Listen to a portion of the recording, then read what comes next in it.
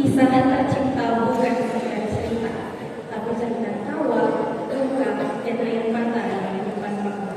Assalamualaikum warahmatullahi wabarakatuh.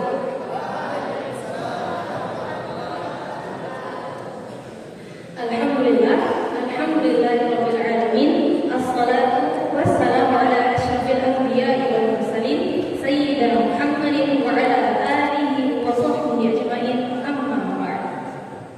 All praise is due to Allah, the Lord of the world. We seek His help and guidance, and we ask for His forgiveness. Alhamdulillah.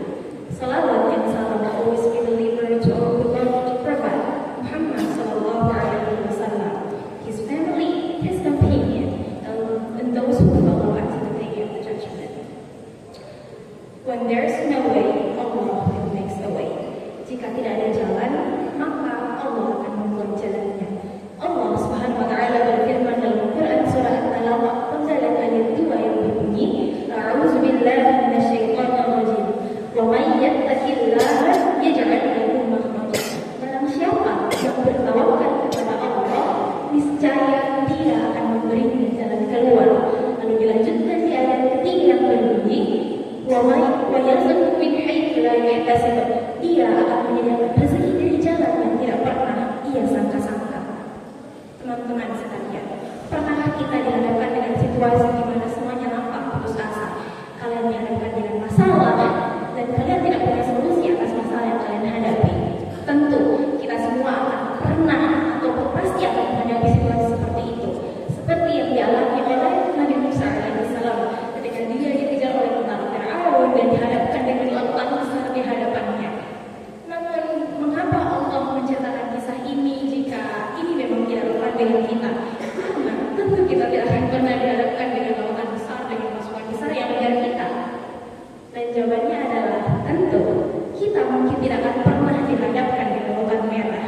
Namun kita pasti akan dihadapkan dengan situasi di mana semua nampak putus asa dan kita tidak dapat melihat jalan keluar, seperti yang dialami oleh Bani Israil. Ada satu hal menarik tentang psikologi manusia. Saya ingin mengajak kita semua untuk membayangkan sejenak ada tembok di hadapan kita. Semakin kita fokus pada tembok itu, semakin besar tembok itu. Semakin kita fokus pada tembok itu, semakin tinggi juga tembok itu. Semakin kita fokus pada tembok itu, hingga tembok itu benar-benar mengelilingi kita dan kita tidak bisa melihat jalan keluar.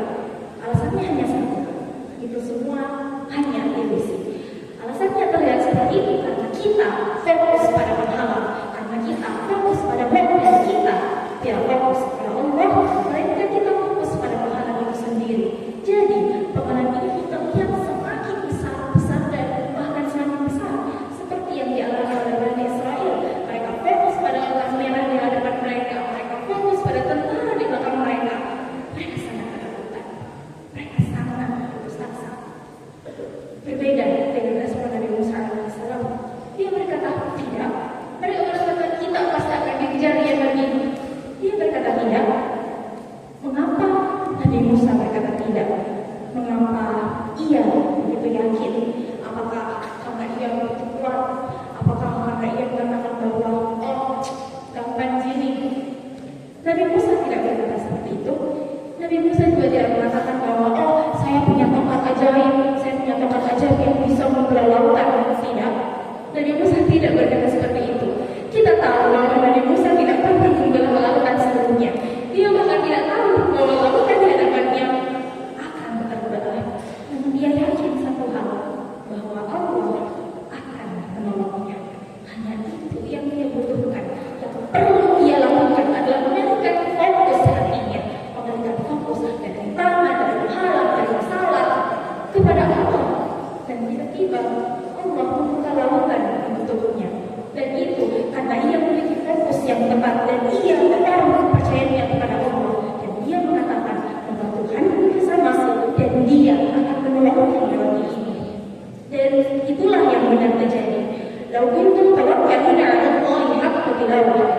Sekiranya kalian bertawakal kepada Allah sebenar-benarnya tawakal, laruziqakum kama turzaqut tayr.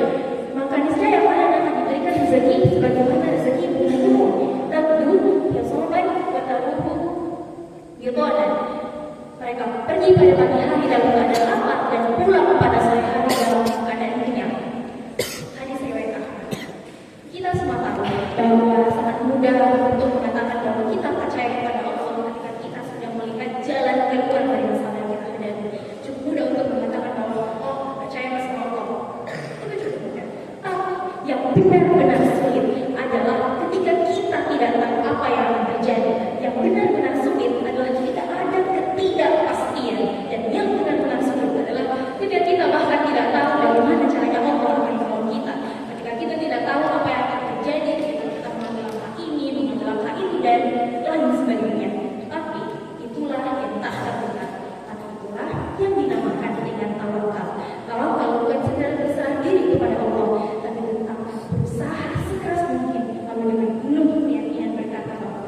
Ya Allah, kini aku serahkan semuanya kepadamu.